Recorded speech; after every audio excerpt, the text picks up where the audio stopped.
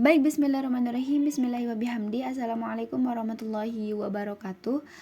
Di sini saya Hardianti Fatmi akan menjelaskan hasil laporan penelitian saya yang berjudul Model Regresi Robust pada Faktor-faktor yang mempengaruhi laju inflasi di Indonesia dengan studi kasus laju inflasi di Indonesia tahun 2013 sampai 2021.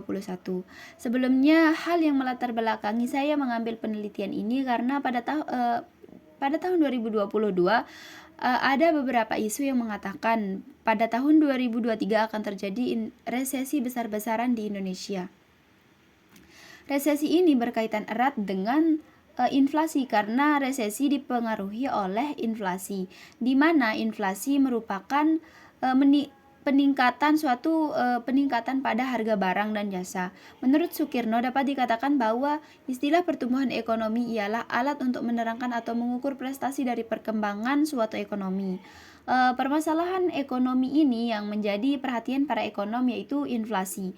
Maka dari itu ada beberapa faktor yang saya gunakan untuk menjelaskan apa saja yang mempengaruhi laju inflasi. Yang pertama itu BI rate, indeks harga konsumen, nilai tukar, dan uang beredar. Sebelum lanjut ke pembahasan, saya akan menjelaskan tahapan analisis yang saya gunakan. Yang pertama itu analisis deskriptif. Analisis deskriptif uji asumsi untuk uji regresi OLS. Selanjutnya uji regresi robust yang saya gunakan yaitu estimasi S. Selanjutnya uji asumsi untuk regresi robust, lalu uji hipotesis, pembentukan model, lalu kesimpulan. Lanjut saja untuk metodologi penelitian. Jenis penelitian yang saya gunakan yaitu penelitian kuantitatif. Jenis datanya data sekunder yang dihasilkan dari Badan Pusat Statistik dan Bank Indonesia. Selanjutnya kita ke pembahasan, di mana pembahasan yang pertama yaitu analisis deskriptif. Di sini teman-teman bisa lihat pada diagram pie bahwa pada tahun 2013 inflasi sebesar 18% dan meningkat secara signifikan pada tahun 2014 yang meningkat dengan jumlah 24% dikarenakan terjadi beberapa bencana pada tahun 2014 sehingga laju inflasi itu meningkat secara signifikan. Selanjutnya kita akan menguji OLS atau ordinary least square. Di sini dari estimasi ini kita bisa membentuk model yang diinterpretasikan dengan apabila naik satu satuan variabel X1 atau nilai tukar akan mempengaruhi laju inflasi sebesar 1,244. Begitupun selanjutnya dengan variabel X2, X3, dan X4. Dan di sini ada nilai adjusted R-square. Adjusted R-square ini diinterpretasikan dengan laju variabel X1, X2, X4, X3, X4 mampu menjelaskan laju inflasi sebesar 43,51%. Model ini belum dikatakan baik karena memiliki adjusted R-square yang sangat sedikit, yaitu 43%.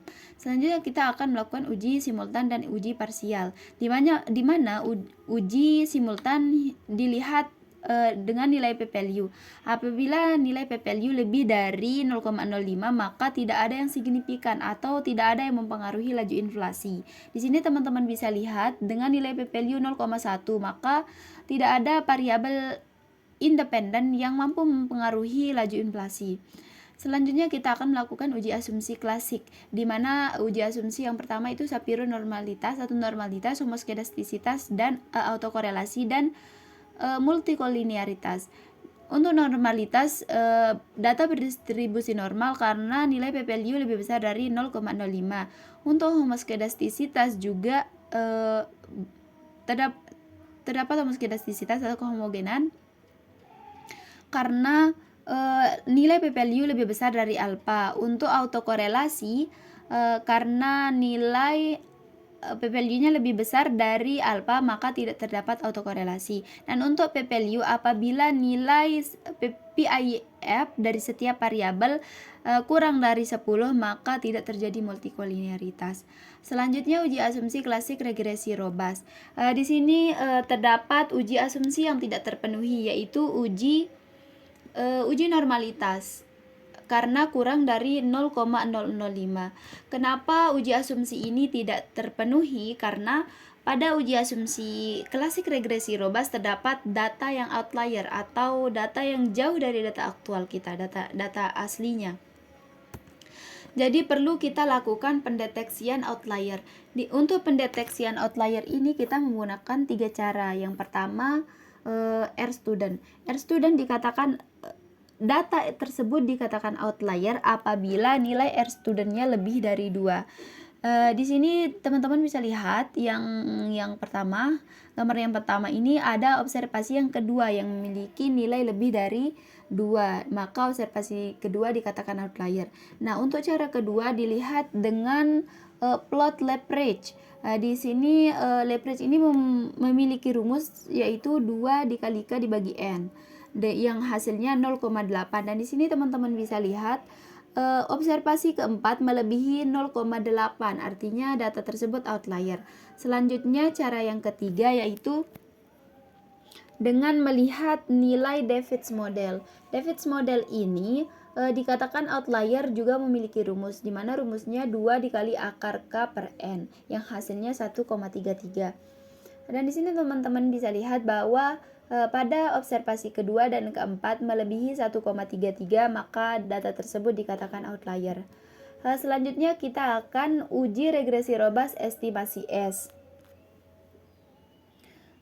Uji regresi Robas estimasi S. Di sini teman-teman bisa lihat secara simultan semua variabel mampu mempengaruhi laju inflasi, karena di sini untuk nilai interceptnya 0,01 atau kurang dari alfa, maka dikatakan signifikan secara keseluruhan atau secara simultan.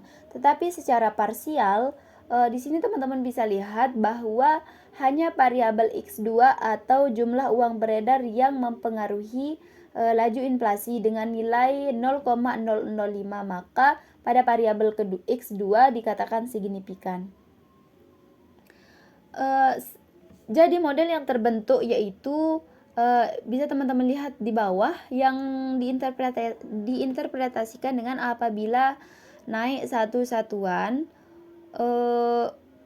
variabel X1, X2, X3, X4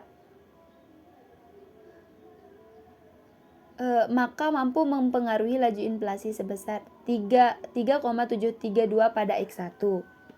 Begitupun selanjutnya sampai X4.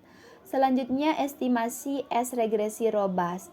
Di sini teman-teman bisa lihat untuk uji simultan, uji parsial.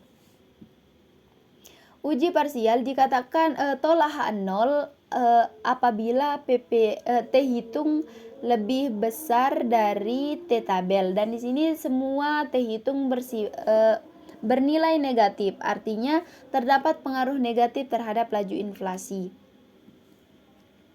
Dan jadi keputusannya karena pada variabel X2 lebih dari 2,30600, maka variabel X2 mampu menjelaskan laju inflasi sebesar 5,599, yang artinya terdapat pengaruh negatif terhadap laju inflasi.